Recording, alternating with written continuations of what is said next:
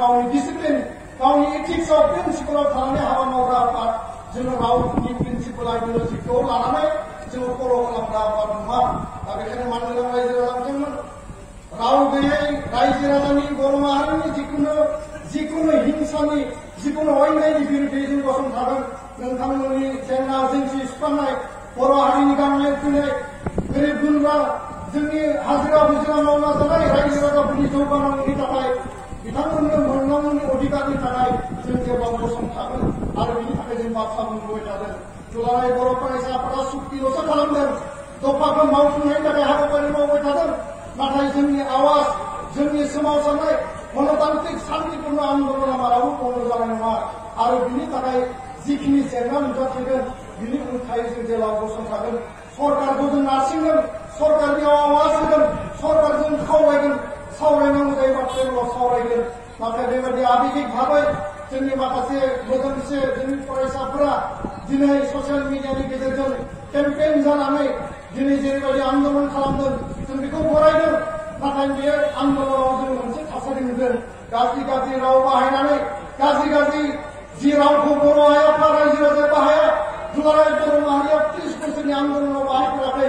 बेबायदि इनाय खोनासंथावै गाज्रि भाषाफोरखौ बाहायनानै आन्दोलन खालामनाय जोंनि हायार सेकेन्डारि कलेजनि स्टुडेन्टफोरनि बे आन्दोलनाव जों नुनो मोनदों। बे आन्दोलनखौ सोर दैदेनदों, सोरनि डिक्टेसनाव बे आन्दोलना जादों जों मिथिया। राजनीतिक षड्यन्त्रनि थाखाय बे आन्दोलना जादों नामा जों मिथिया। नाथाय बेबायदि आन्दोलनखौ नुदों।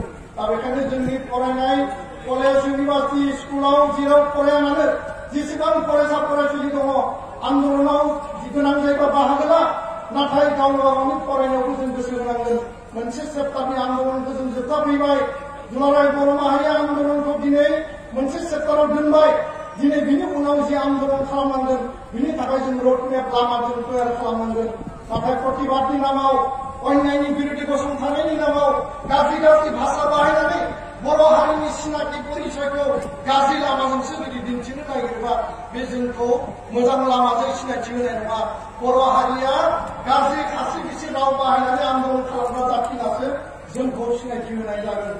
दा बेखायनो मानगोनां रायजो राजा नोंथांमोन दिनैनि बे हाबाफारिनि गेजेरजों जोङो फैबाय थानाय समाव बड'लेण्ड हालामाव बर'फोरनि गेजेराव बर'आ आसामाव जेरावखि रायजो जानानै गैया मानो, भारतआव जेराव रायजो जानानै गैया मानो, बर' हारिखौ गेरेमसा माहारि दानाय बड'फानि आदर्श सानथौ सानस्रिजों हाबा मावलांनायनि थाखाय जोङो जोंनि खामानिखौ मावलांगोन।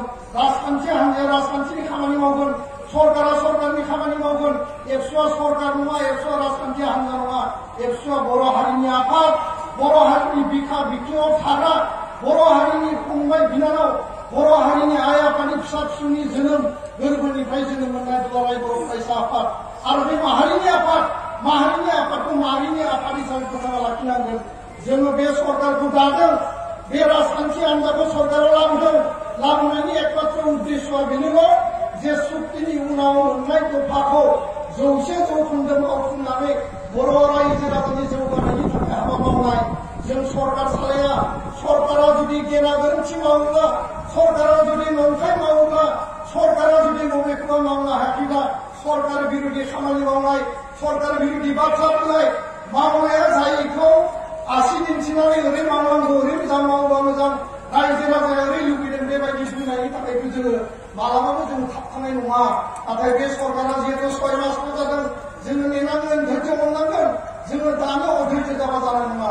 दा बेखायनो मानगोनां रायजो राजा बिथांमोन, सरकार सालायग्रा राजखान्थि खालामग्रा बे खालामबाय थागोन। रायजोनि मोजांनि थाखाय सरकारा सालायगोन, रायजोनि मोजांनि थाखाय हान्जाया खामानि मावगोन। दुलाराय बर' माहारिनि थांना थानायनि थाखाय, रैखाथिनि थाखाय, जोंनि गासैबो बिथिंनि जौगानायनि थाखाय, बर' हारिनि अस्तित्व फैगोन खैफोद जायखिजाया थासारिनि समाव जोङो बर' हारिखौ फोथांना लाखिनांगौनि थाखाय दुलाराय बर' फरायसा आफादा हाबा मावनांगोन।